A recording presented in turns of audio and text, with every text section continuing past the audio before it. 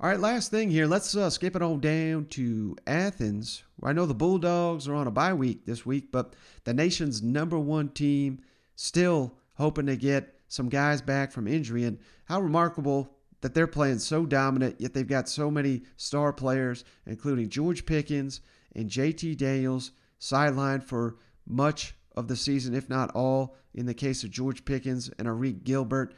So Kirby was met with the media here on Tuesday, gave an update on JT Daniels, gave an update on George Pickens, Arik Gilbert, and hey, what do you know? Scott Cochran, he's back in the fold. So all that Kirby touches on here. Kirby, go ahead. Quarterbacks, I was going to say.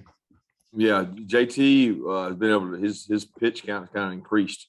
He got up to maybe 65, 70 throws yesterday with Ron.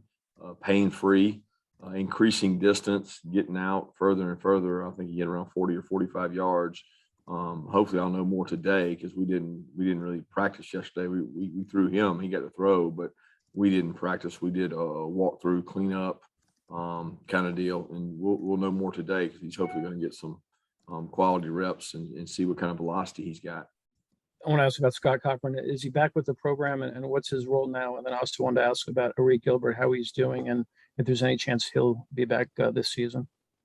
Yeah, Scott, he's back with us officially and working with us. He's going to be assisting the special teams staff and helping contribute to those guys in an all-field role for the rest of the season. And happy to have him back, and hopefully going to keep him safe and healthy throughout that process and during his recovery process. But we're glad to have his energy, enthusiasm back, and he'll help us on a kind of a off the field role there with special teams. And then Reek is not back. He's still continuing his journey and hopefully going to get back. We're communicating with him, and everybody's pulling for him. But I don't know the answer to when or if he'll be back. Kirby, I wanted to ask kind of a little bit more about George. I know you have said you don't have a timeline, but you did kind of rule him out earlier on, but I think it was this time last week for the Kentucky game. Would you be able to do that for the Florida game? Could you say that he's definitely not going to play against Florida, or is it just like a day-by-day deal?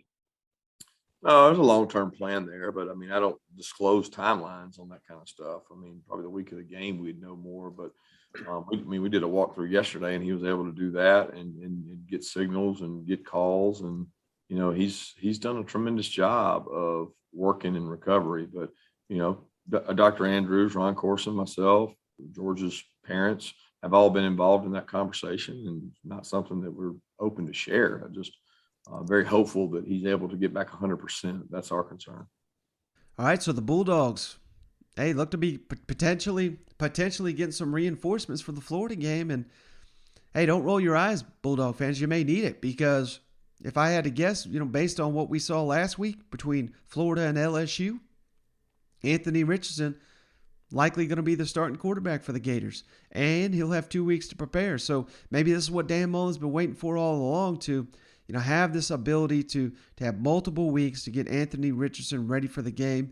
And if Anthony Richardson plays mistake-free football, which, of course, he didn't do last week against LSU, but if he lives up to his massive potential, doesn't make any mistakes that kill the Gators, perhaps they make things interesting with the Georgia Bulldogs. I'm not sitting here, I'm not trying to blow smoke, because, I've been saying all season I think Georgia's number one, and they deserve that billing. But this may be, a lot tougher challenge than most are anticipating if Anthony Richardson is the guy, and if he can play mistake-free football.